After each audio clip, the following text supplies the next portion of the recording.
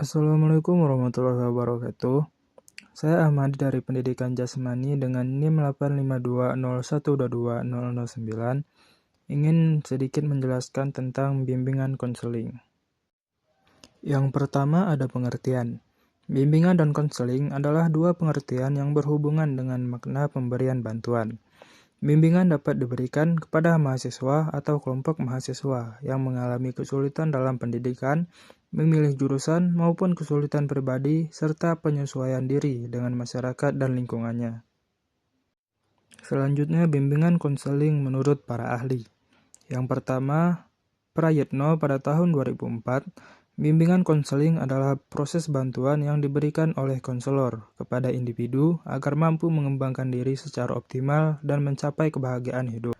Selanjutnya Jonas, pada tahun 1951, bimbingan konseling merupakan suatu kegiatan untuk membantu individu dalam memahami dan mengarahkan diri sehingga dapat melakukan penyesuaian yang baik dalam kehidupannya.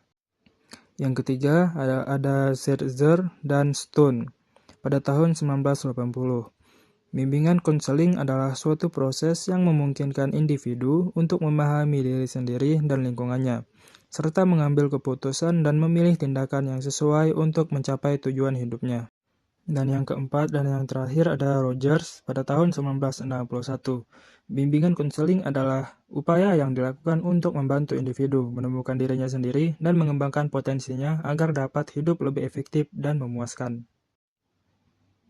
Selanjutnya, ada tujuan bimbingan konseling. Tujuan bimbingan konseling adalah membantu individu mencapai perkembangan optimal dan mengatasi berbagai masalah yang dihadapinya. Secara lebih rinci, tujuan bimbingan konseling meliputi sebagai berikut. Yang pertama, ada pengembangan diri. Membantu individu mengembangkan potensi diri dan keterampilan yang dimiliki.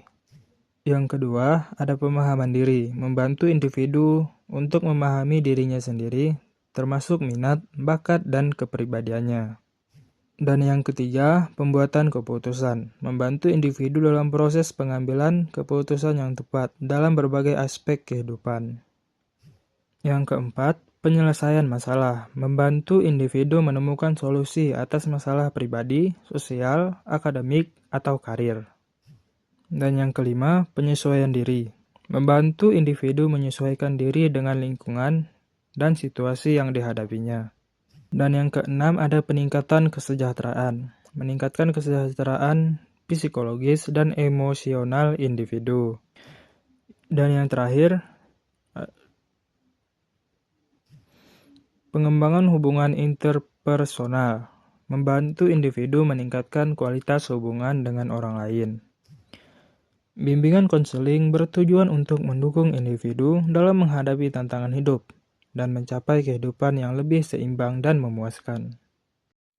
Selanjutnya ada peran bimbingan konseling. Bimbingan konseling memiliki peran penting dalam berbagai aspek kehidupan individu. Berikut adalah beberapa peran utama bimbingan konseling.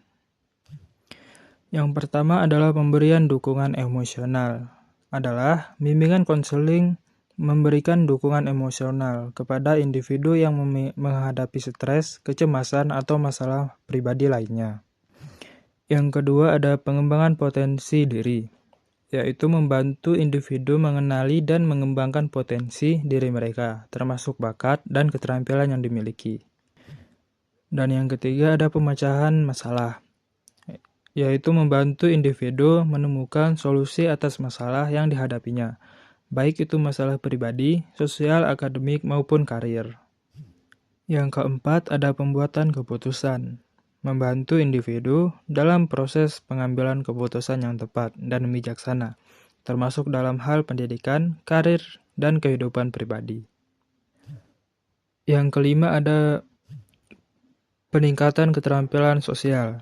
Membantu individu meningkatkan keterampilan sosial dan interpersonal, sehingga dapat berinteraksi dengan lebih baik dalam lingkungan sosialnya.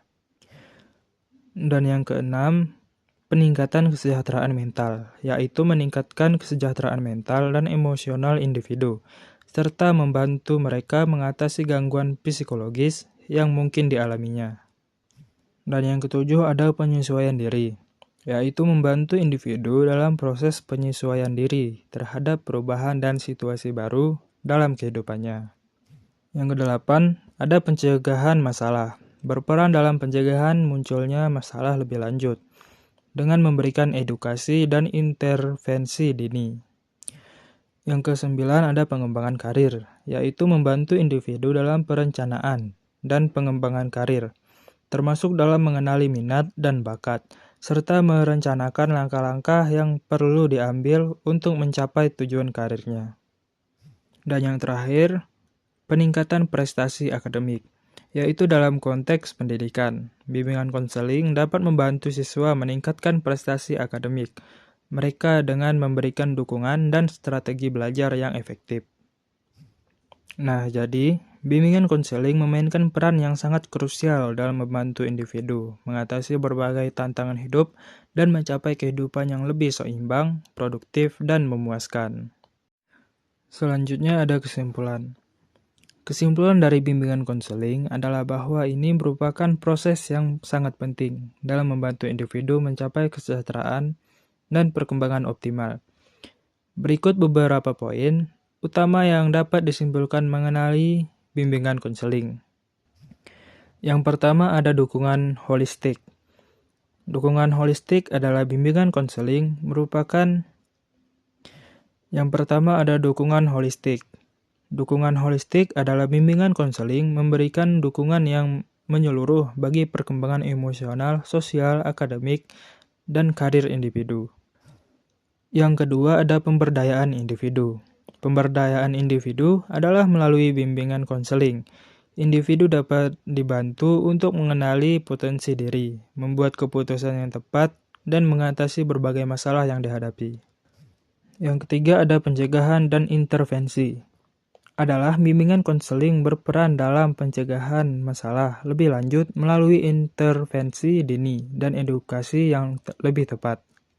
Dan yang keempat adalah penyesuaian diri, yaitu membantu individu dalam proses penyesuaian diri terhadap berbagai situasi dan perubahan dalam kehidupannya.